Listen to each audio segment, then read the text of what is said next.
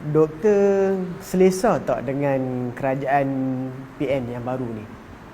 Terima kasih. Itu merupakan satu soalan yang baik. Pertamanya bukan soal selesa ataupun tidak selesa. Jika saya inginkan sesuatu yang habuan, saya mungkin menerima beberapa tawaran yang telah ditawarkan kepada saya oleh mereka yang sekarang ini berada dalam kepimpinan kerajaan PN. Sebelum kabinet dibentuk, banyak sesi perjumpaan mereka dengan saya juga. Saya terus terang beritahu. Dan kerana mereka bertanya kepada saya beberapa pandangan. Dan juga ada tawaran daripada pihak mereka. Tapi saya tidak menerimanya. Kerana saya bukan menyokong kerana saya inginkan sesuatu. Saya bukan menyokong soal politik mereka. Tetapi saya adalah satu orang yang melalui satu pengalaman. Apakah pengalaman itu? Pengalaman yang ialah antara suara yang semua rakyat Malaysia tahu, menyokong untuk ditukar kerajaan Barisan Nasional. Disebabkan kerana beberapa isu atau banyak isu-isu yang membabitkan soal ketelusan, soal rasuah dan seumpamanya.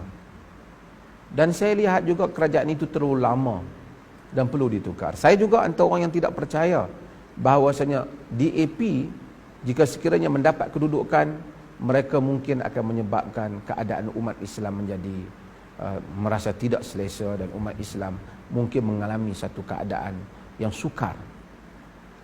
Tetapi apabila 22 bulan Pakatan Harapan memerintah, yang mana saya antara orang yang mendukung di peringkat awal, dan menteri-menteri sebagainya tahu, mereka berjumpa, dan sepanjang pemerintahan PH pun Tun beberapa kali juga ada bertemu juga dengan saya di pejabatnya, dan saya ada surat menyurat beliau memanggil saya ke pejabatnya.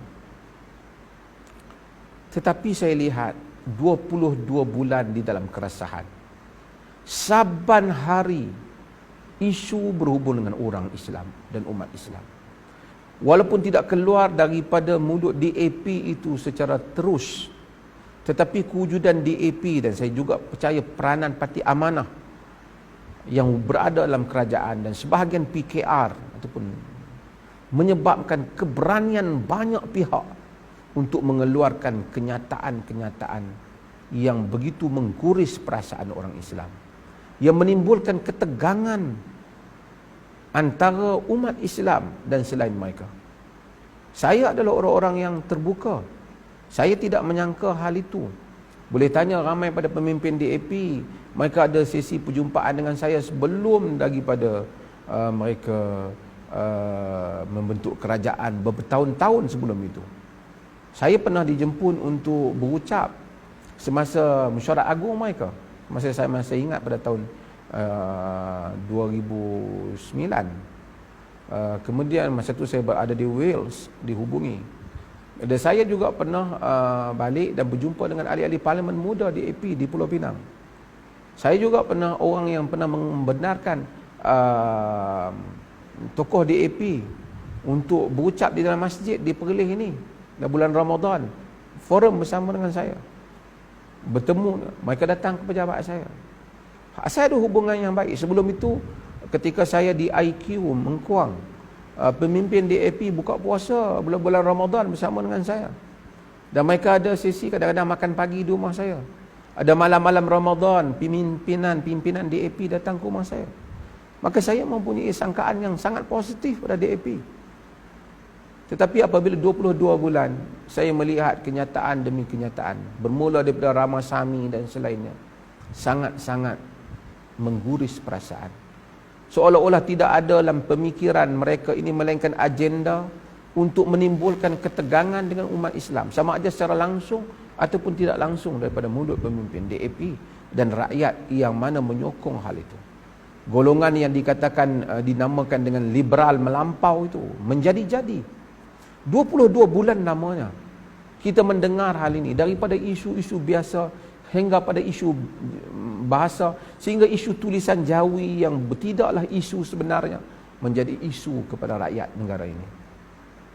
Ketika itu saya merasakan apabila saya membaca Al-Quran, khususnya apabila datang bulan Ramadan, kita banyak bukan Ramadan ini, yang sebelum-sebelum ini Juga mereka yang solat malam, sesiapa yang melakukannya mereka akan tahu. Apabila kita melalui ayat Quran, kita rasa keadaan ini tak dapat lagi kita terima. Qad badatil baghdha min afwahihim wa ma tukhfi suduruhum akbar, kata Allah dalam surah Al-Imran apabila menceritakan jangan mengambil orang-orang yang membenci agama sebagai penolong kita.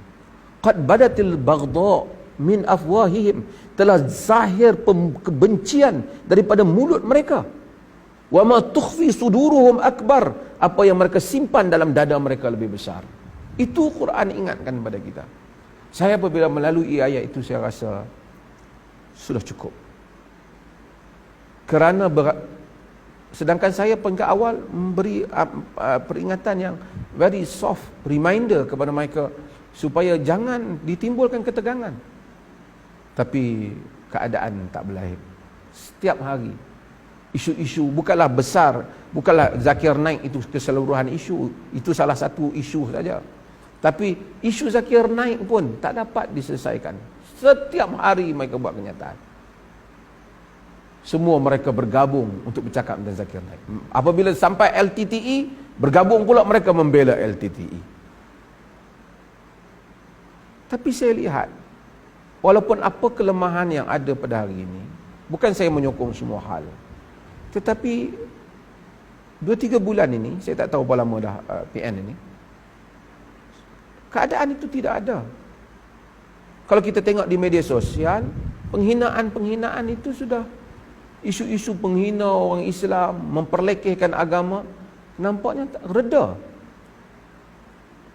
Menunjukkan sebelum ini ada pihak yang menyebabkan orang-orang yang mengutuk agama itu berani. Dan apabila pihak itu sudah tidak ada di dalam pemerintahan, keberanian mereka itu sudah hilang. Saya percaya mungkin mereka bersandar pada DAP ataupun DAP itu sendiri, yang berani-berani ini. Juga mungkin mereka berani kerana adanya amanah, yang mungkin akan membela mereka dengan nas-nas agama apabila ada orang yang memperkatakan sesuatu tentang agama, sesuatu yang tidak selesa bagi orang Islam dalam beberapa isu yang kita lihat. Jadi hal ini terhenti. Dan apabila saya melihat hal itu, saya merasakan bukan soal selesa, saya rasakan saya syukur di sudut itu. Dan saya rasa ramai orang Islam juga syukur hal itu. Kita tak banyak, kita bukan membenci. Ada orang kata, adakah saya membenci dengan mengkritik DAP, saya membenci Cina? Saya tak membenci Cina.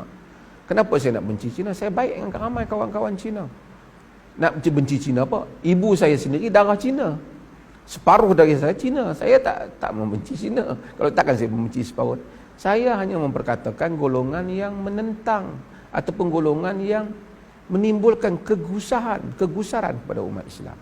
Ketika zaman-zaman yang lepas, iaitu ketika zaman BN dan juga sebelum zaman BN, ada isu gereja, isu saya antara yang tampil untuk mempertahankan bukan Islam, supaya mereka tidak dihina, supaya mereka tidak diperkotak-katikkan.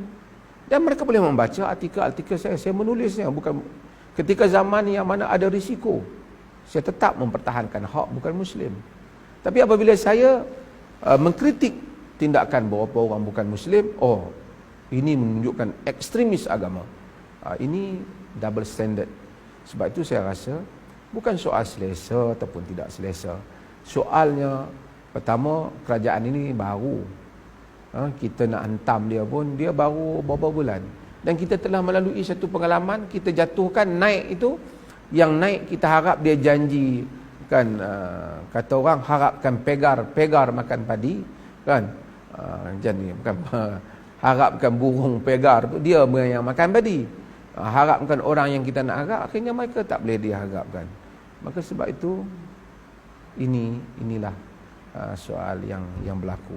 Maka saya mengambil masa untuk melihat kepada, kalau kerajaan PN ini mengulangi isu-isu yang rasuah, yang jelas dan seumpamanya, saya akan memperkatakannya.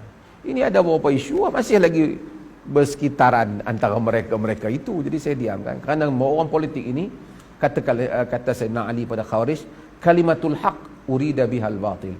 Kalimah yang benar dengan maksud yang batil.